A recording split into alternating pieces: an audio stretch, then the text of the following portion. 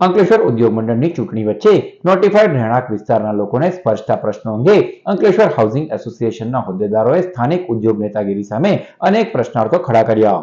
Ankleshwar housing એસોસિએશનના હોદ્દેદારો તેમજ સ્થાનિક રહીશોનું એક પ્રતિનિધિ મંડળ એકત્રિત થયું હતું અને સ્થાનિક રહેણાંક વિસ્તારમાં જીવન જરૂરિયાતની પ્રશ્નો અંગે ચર્ચા વિચારણા કરવામાં આવી હતી.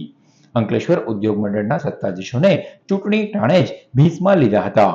અંકલેશ્વર હાઉસિંગ એસોસિએશનનું જણાવ્યું હતું કે સ્થાનિક રહેણાંક વિસ્તારના આમ પ્રજાજનોને કનડતા પ્રશ્નો અંગે ચૂંટણીમાં ઉભા રહેલ બંને પેનલોના ઉમેદવારો ગંભીરતાથી વિચારે. અત્રે નોંધવું ઘટે કે અંકલેશ્વર નોટિફાઈડ એરિયા ઓથોરિટી રહેણાંક વિસ્તારના પ્રજાજનો પાસેથી તગડો ટેક્સ પણ ઉઘરાવે છે અને તેની સામે રોડ, રસ્તા, પાણી તેમજ ડ્રેનેજ લાઇન સહિતની સુવિધાઓ આપવામાં ઊણી ઉતરી છે. અંકલેશ્વર હાઉસિંગ એસોસિએશન પ્રમુખ અતુલ માકડિયા, અમે લોકો પ્રજાના કાર્ય લઈને જ્યારે નીકળ્યા છીએ ને અમારે આમાં કોઈ છે નહીં. અમે હાઉસિંગ ઇન્ડસ્ટ્રી એસોસિએશનના ઇલેક્શનમાં અમે અમારી રજૂઆત કરી છે કે પ્રજાના આ બધા પ્રશ્નો છે. તો ત્યારે આ લોકોની અંદર એટલી બધી તમીજ આવી ગઈ છે કે અમને કે તમે અનાજ છો, ત્યાંથી ફૂટી નીકળ્યા છો.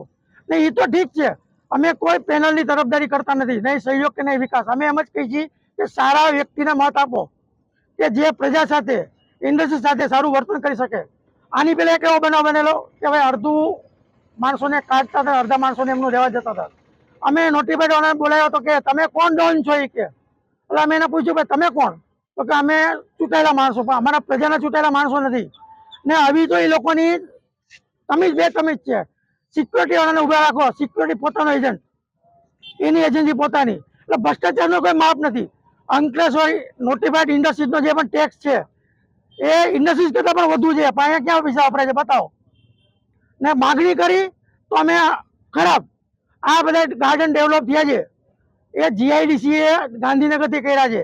અહીંયા કોઈ ઇન્ડસ્ટ્રીઝ વાળા કર્યા નથી, એ એસોસિએશને કર્યા નથી, કે નોટિફાઈડના પૈસા થયા નથી.